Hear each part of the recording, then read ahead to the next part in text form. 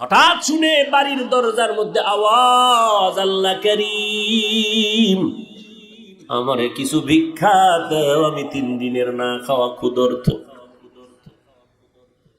স্ত্রী ডাক দিয়া কয়, স্বামী আমার একটু রেস্টে পড়ে যাও, ভিক্ষুকের বিদায় দাও, লোকটা অসহায়।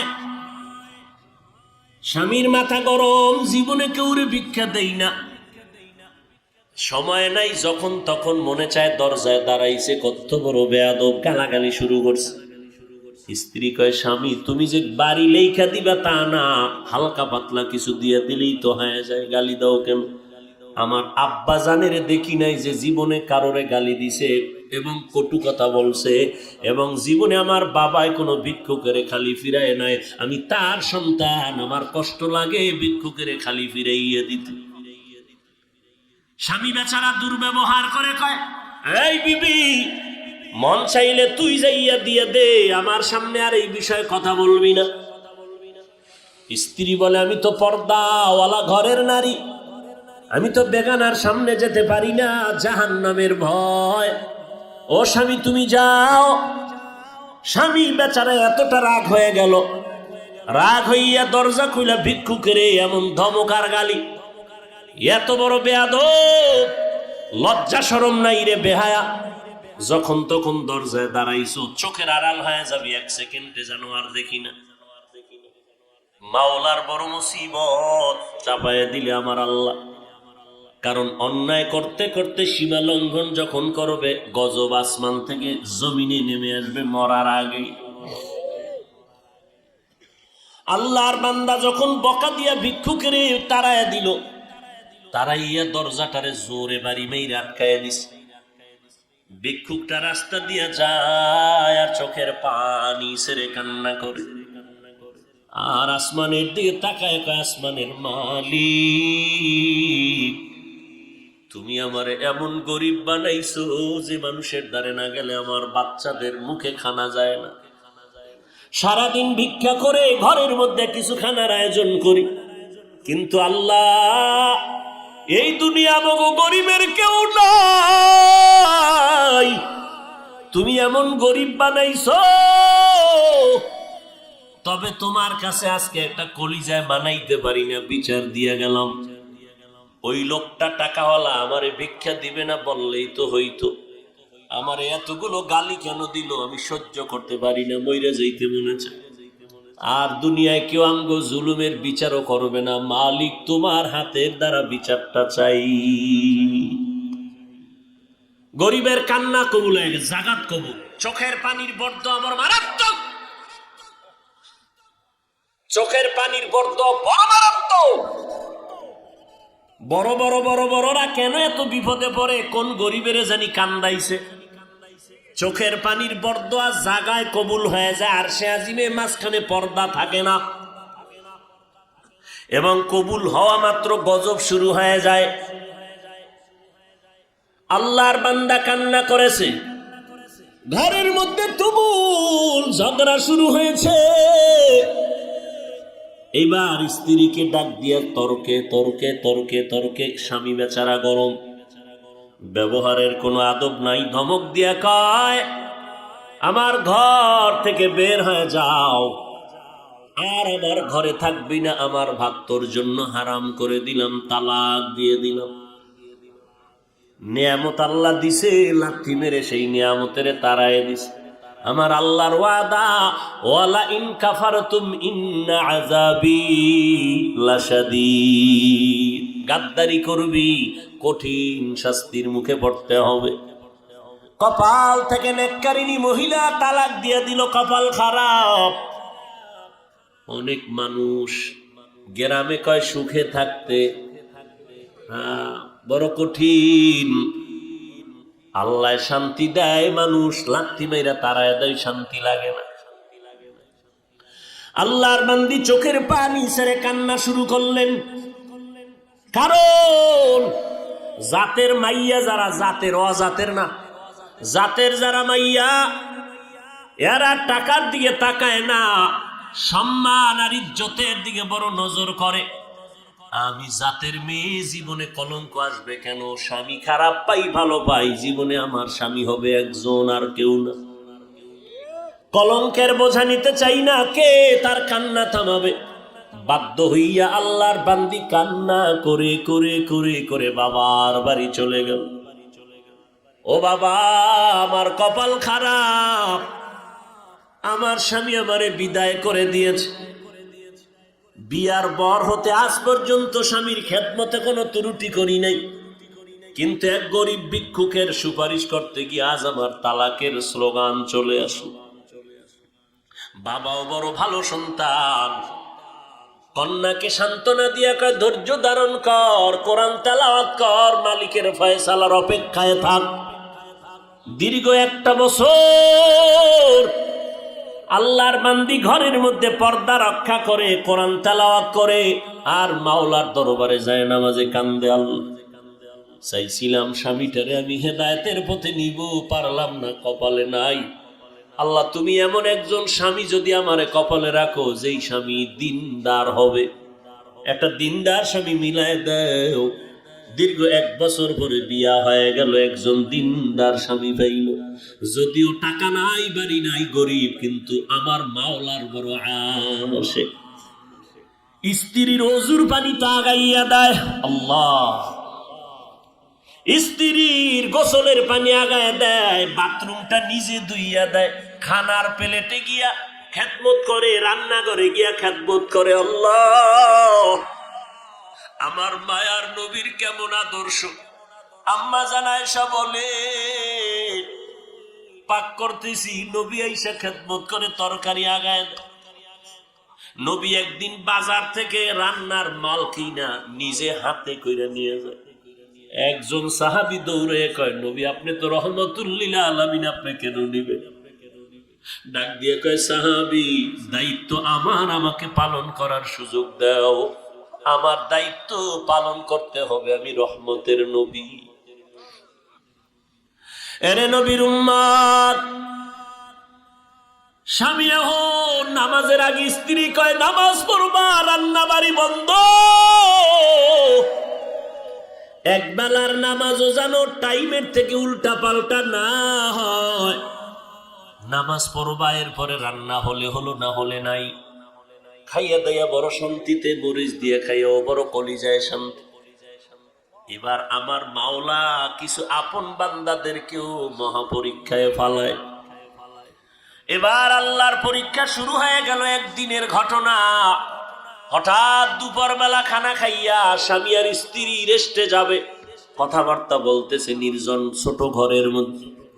আল্লাহর পরীক্ষা, দরজার সামনে আওয়াজ, একজন ভিক্ষুক ডাক দিছি, আমি ভিক্ষার জন্য আসছি, আমারে একটু ভিক্ষা দাও, আমি বড় ক্ষুধার্ত।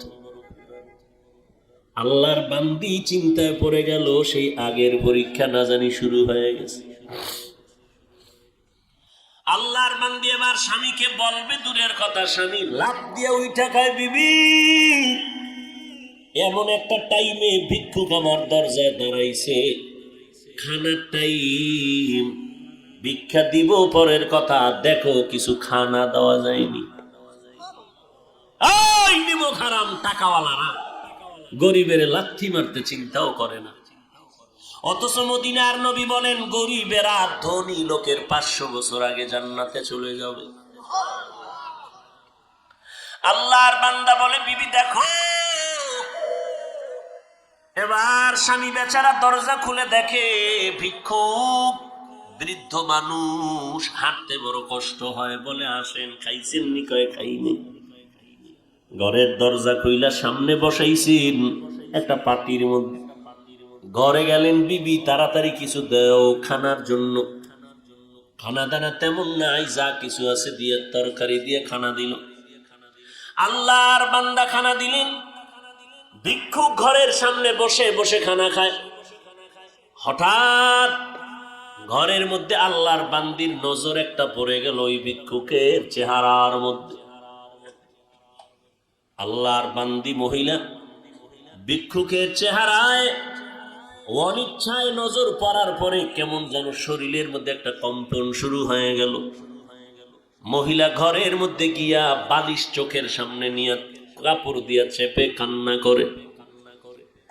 স্বামী ডাক দিয়া কয়, বিবি তুমি কেন কান্না করো? বলে আল্লাহর কুদরত দেখে কান্না করি। বলে কি আল্লাহর কুদরত?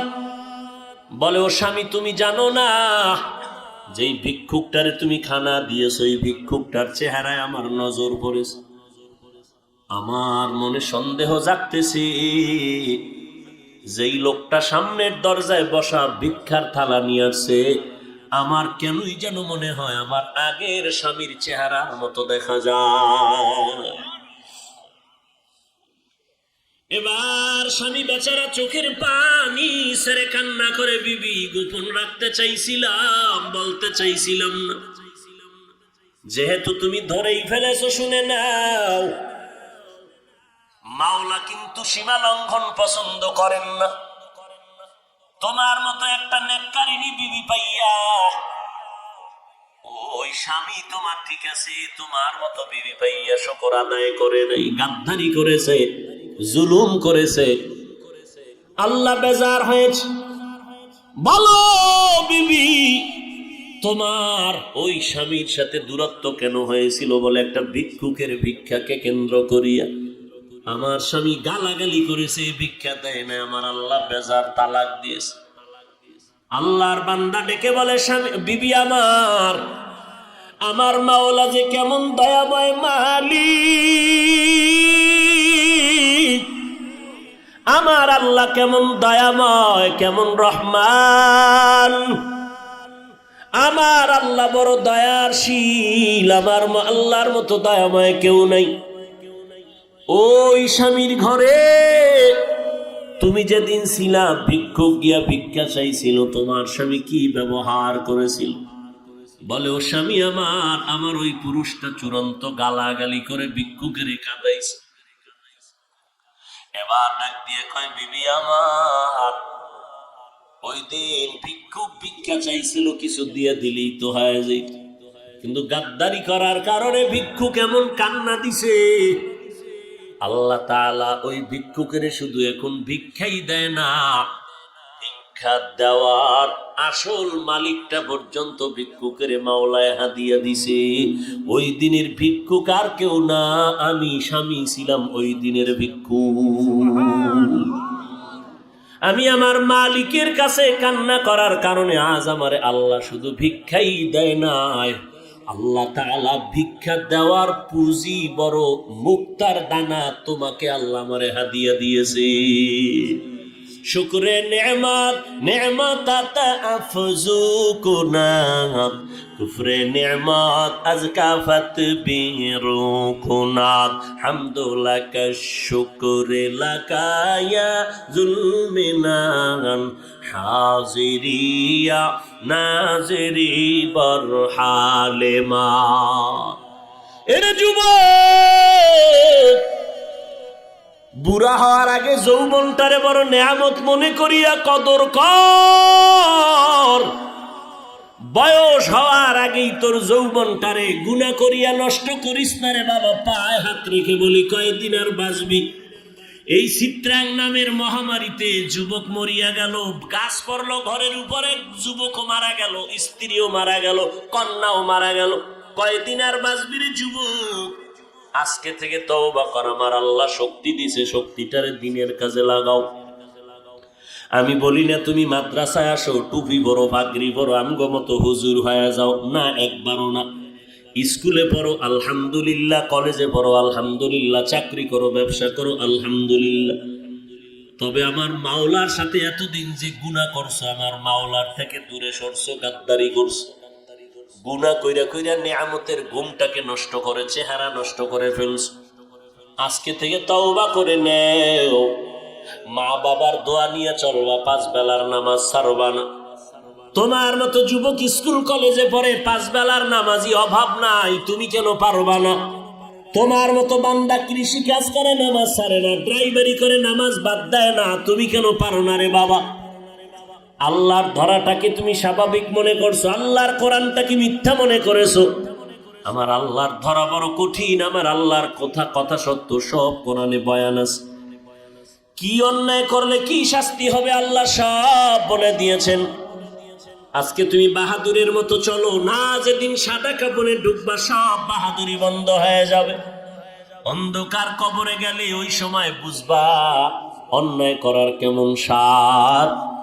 অতএব আল্লাহর কোরআন সত্য মনে করিয়া, নবীর কথা সত্য মনে করে, ওলামায়ে কেরামের কথা সত্য মনে করিয়া আল্লাহর কাছে তওবা করে নাও। মনটাকে বুঝাও রে মন। আমার মতো যুবক জীবনে মাদ্রাসায় পড়ে না, আলিফ বা তাও জানে না, স্কুল কলেজে পড়িয়াও যদি নামাজ পড়ে আমি কেন পারি না? কপাল আমার এত কেন খারাপ? আমার মতো বান্দা যদি ড্রাইভারি করে, র্যাব, আর্মি, পুলিশ, বিডিআরের চাকরি করে, কোটি টাকার ব্যবসা করে, নামাজ পড়ে আমি কেন পারি না? এরে আম্মা জানের, আপনার মতো বহু মা এখনো এই এলাকার মধ্যে আছে, 5 বেলার নামাজ পড়ে, রাতে তাহাজ্জুদের নামাজও পড়ে, পর্দা করে, হালাল খায়, বেপর্দায় কোথাও যায় না। ও আম্মা জান, আজকে সময় আছে, তওবা করে নেন। বৃদ্ধ বাবাজিরা, আল্লাহর কাছে তওবা করেন। কয়দিন আর বাঁচবেন? মরণের আগে তওবা করে নেন। আজকে থেকে নামাজ ছাড়বেন না, বেপর্দায় চলবেন না, দাড়ি কাটবেন না, জবানের দ্বারা গীবত শেখায়াত গালাগালি করে গুনাহগার হবেন না, হাতের দ্বারা জুলুম করবেন না, মা বাবার দোয়া নিয়ে, ওলামায়ে কেরামের পরামর্শ নিয়ে আমল করবেন, 5 বেলার নামাজ পড়বেন। গলায় ছুরি আসলে মরে যাব, তারপরও নামাজ ছাড়ব না। তবে সবার কপালে তওবা নসিব হবে না। আমার নবীকে 13 বছর দেখলো, বয়ান শুনলো, তারপর আবু জাহাল কালেমা পড়ে নাই। এই জমিনে কিছু শক্ত অন্তরওয়ালা থাকবে, কোন বয়ানে তাদের দিলটা নরম হবে না, তওবা করার ভাগ্য হবে না। তবে 2-1 আল্লাহর বান্দা মরণের কথা স্মরণ করিয়া যদি তওবা করে, আল্লাহকে ডেকে ডেকে বলে, হে মালিক, এই ময়দানে আমার মতো গুনাহগার কেউ নাই, গুনার কারণে হাত না পাক, চোখ না পাক, জিহ্বা না পাক, অন্তর না পাক, এই অবস্থায় যদি তওবা না করিয়া কবরে যাই, ওই অন্ধকার কবরে কেউ নাই, কেউ নাই। অন্ধকারের ঘর, মাটির ঘর, আল্লাহ পাকের দরবারে যদি জবাব দিতে না পারি, গ্রেফতারি পরোয়ানা শুরু হয়ে যাবে। ওই কবর জাহান্নামের আগুনে ভরে যাবে। আল্লাহর কাছে তওবা করো। মরিয়া গেলে যাব, হায়াতের মালিক আল্লাহ, ইজ্জতের মালিক আল্লাহ, রিজিকের মালিক আল্লাহ। জীবনে মরলেও আর নামাজ ছাড়বো না, বেপরদায় চলবো না, মা বাবার বিরুদ্ধে যাব না, ওলামায়ে কেরামের বিরোধিতা করব না, আহলে হক ওলামাদের পরামর্শ নিয়ে চলবো, দেশ ও জাতির বিরুদ্ধে ষড়যন্ত্র করব না। তওবা করার মতো যদি অন্তর তৈরি হয়, মুনাফিকি যদি না থাকে, খাঁটি তওবার অন্তর যাদের অন্তরে আছে, নিয়ত আছে, আল্লাহর মহব্বতে 2 হাত আমার আল্লাহকে দেখাই।